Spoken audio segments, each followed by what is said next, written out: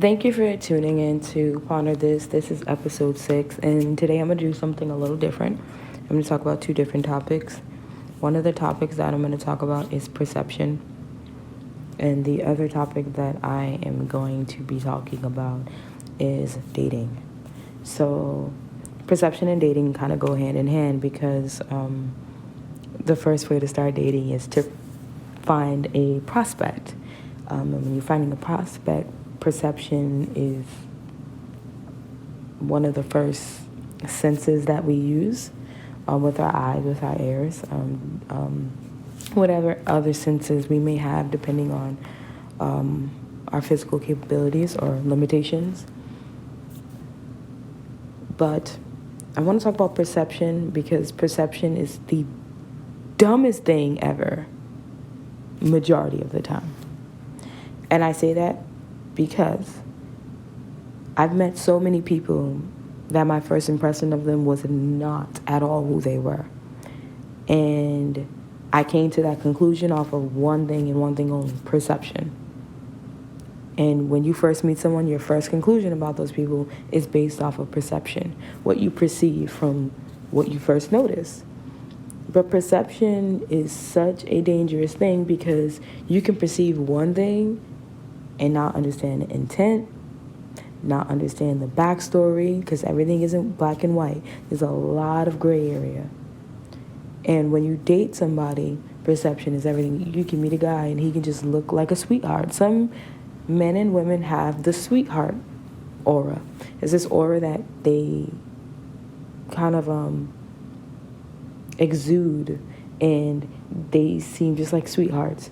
Whether it's when you first see them, the language they're using is very polite, it's very kind, or the way they carry themselves, the way they dress, very conservative.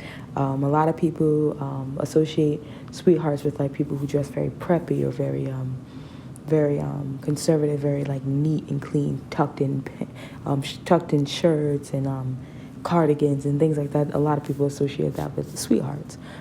Glasses, the way people laugh, like, females who giggle have certain giggles. Oh, she's sweet, she giggles. How guys walk, how they talk. Like, there's a sweetheart approach, and there's a sweetheart aura. But just because someone gives off that aura when you first meet them means zero. Because I've met male and females that have the sweetheart aura, and they are completely horrible people. I don't want to be mean, but they are just horrible people. But when you first meet them, you perceive that, oh, they have to be a sweetheart because they check those boxes. Then you may meet somebody who has RBF or RDF, resting face or resting face. So those people, when you first meet them, they just probably look like they're just not nice. They're not approachable. They're not down to earth. They're uppity. They're bougie. They're stuck up. Because that resting face just does not look approachable. But oddly enough, the sweetest, most down-to-earth, most kindest, generous people that I've met, a lot of the time, their face is a resting you-know-what face. And it's crazy because they look unapproachable, but they're actually some of the best humans. So those are two times right there where your perception is wrong. You also may meet people where you perceive them to be, very gabby or, very quiet. There's so many different ways to perceive people and get it wrong.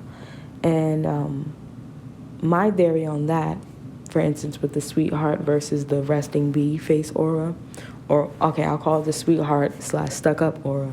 My theory on that is people who have the sweetheart aura, not all, of course, because there's some people who just are genuinely sweethearts and that's their aura. But the ones who have that aura but they're actually not, my thing is I feel like they put off that aura to attract people to screw over. And I feel like people who have RBF and RDF, they put that off to guard themselves because they've been screwed over before, because people who are nicest and most generous often get the bad end of the stick. most of the time, just because they're more willing to put up with a lot more because they're so kind and generous that people utilize that vulnerability that they have to screw them over. So there's that. The other part of perception is that perception can be so wrong because you don't know the background story. So at my old job, I worked at one of my old jobs, I would go in and I would plan my day before I left. Every evening I would plan my day before I left work.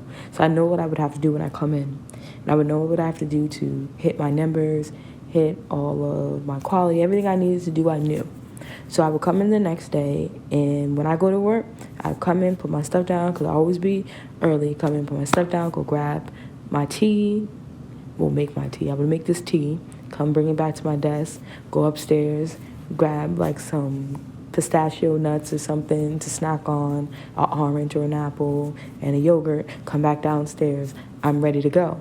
I would get ready to go. By the time it's time to clock in, boom, I hit the ground running. So every day around 10:30 to 11 o'clock, I'm done with my work for the day. So usually I can go in and start doing stuff for the next day, but I know I'm already done with what I need to do. I'm a very fast worker. I've always been. So I'm also very social when I want to be, once I'm comfortable. So like I'm an extrovert. Like I can be very extroverted or very introverted depending on my comfortability, or I could just be in the middle. But I've been at this job for a while. I made, I wouldn't say friends. I made a lot of acquaintances. So I would talk, and we would talk, and we would chit-chat, but my work would be done. But apparently some of the managers who've never worked with me on other teams just would see me talking a lot. So in their mind, they were perceiving that I was just someone who talked and didn't do work.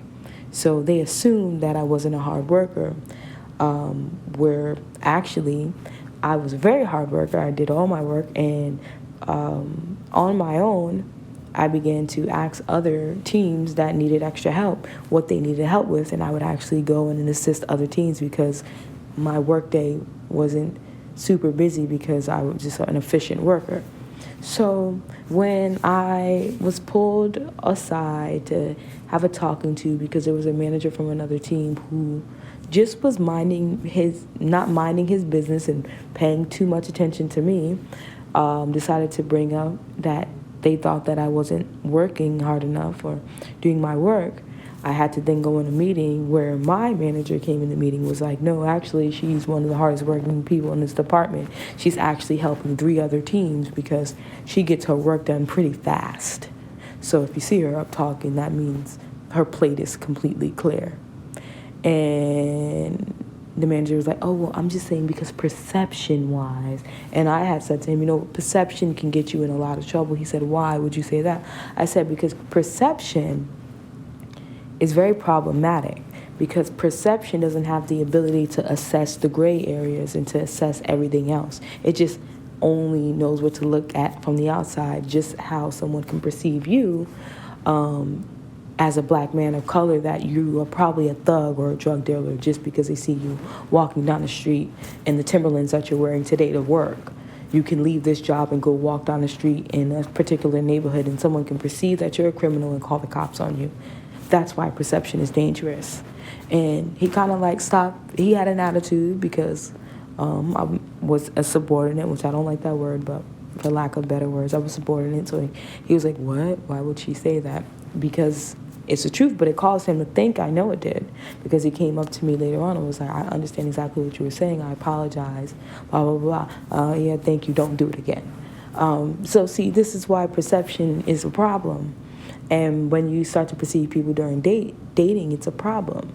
Because if you perceive a guy who is dressed very well, he's very clean, very clean cut, clean shaven, blah, blah, blah, whatever you would consider for yourself to be very well kept, or female in the same, you would assume that these people from perception are suitable partners to date right off the rip. Without getting to know them or without anything else, you will proceed to introduce yourself or whatever you do. And And you could very well be blinded by your first impression and first perception of them, that when the red flags start going off, you don't hear the alarm because you've already put them on a pedestal. You've already put them on a different level. So when that alarm's going off, you think it's for something else because that person now is out of reach for that alarm.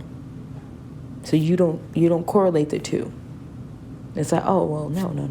They could never. No. So how I'm connecting this with dating is when you go into dating, you can't go in with any preconceived notions, and you can't just rely on perceptions and first appearances and first glances. You really need to develop a discernment of spirit and like look way beyond surface, way beyond physical, and try to get a feel of that person's spirit so you can avoid all the nonsense. Whether or not, a lot of men that are clean cut are abusers. A lot of men who don't really care about that stuff and aren't really clean cut, like they just will rock a t-shirt and some jeans and some kicks, are sweethearts. The females who are overly made up with nails and stuff seem very confident because they look like what people put on pedestals, are some of the most unconfident females ever, and very insecure in a toxic way. Because there's two types of insecurity. I want to have a different conversation about that on a different episode.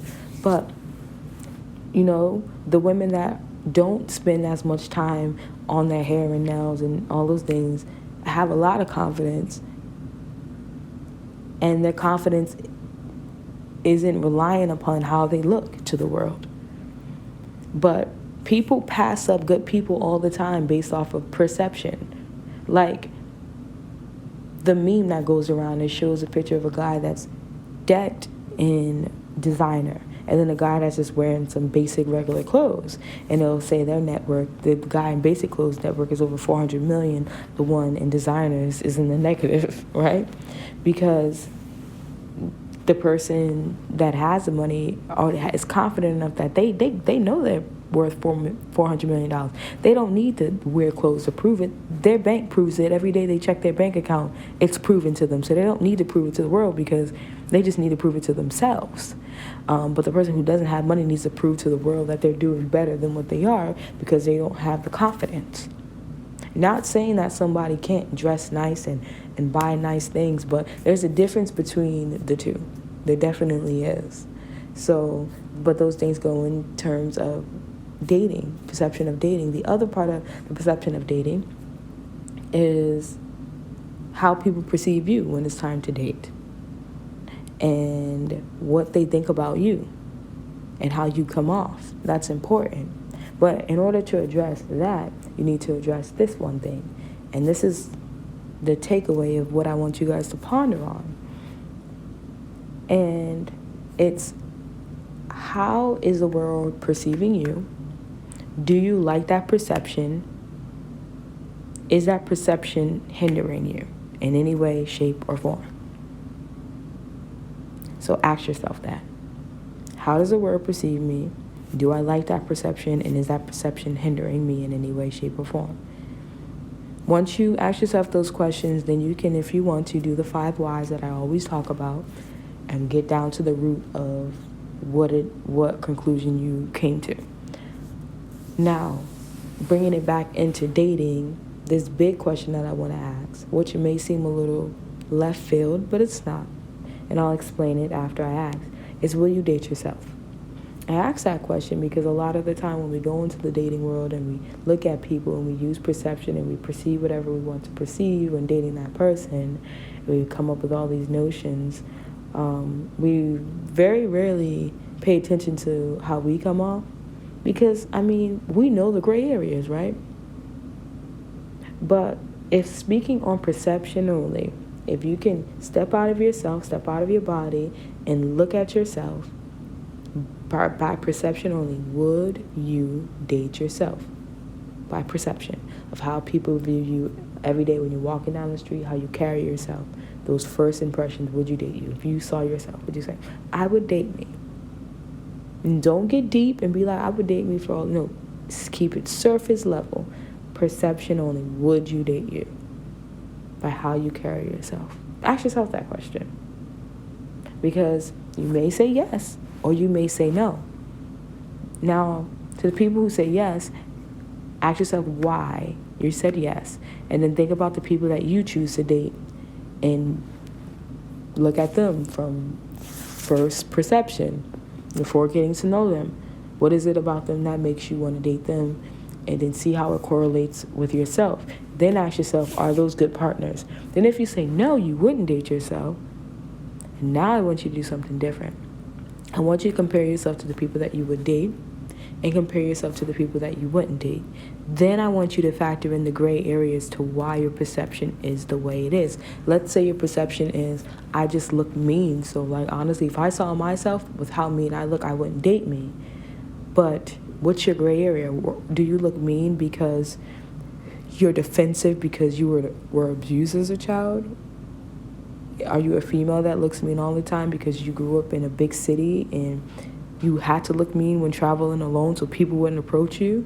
If you're a male and you look mean, do you look mean because as a male you feel like men should look more stern and shouldn't smile as much in public because then you aren't taken as serious? So think of those things as well, because you may find that, hey, I'm actually blocking these people out due to a perception about them that when it's put on me in a negative way, I know that I don't mean any harm by this first impression or this first perception of me, but I'm not giving myself a chance to think of all the people that's not giving you a chance because of the gray areas, if that makes sense. I hope it does. If it doesn't, feel free to message me for more of an explanation. But it's just an interesting thing to think about because as I grow older and more mature, I don't look at dating anymore as, is he cute or is he attractive? I'm trying to figure out more on a personal or deeper level what I actually need, what is actually important, and what actually makes a difference when actually in a relationship with someone. So ponder on those things, take all this information back with you, and yeah, it's been real. I've enjoyed it, and peace.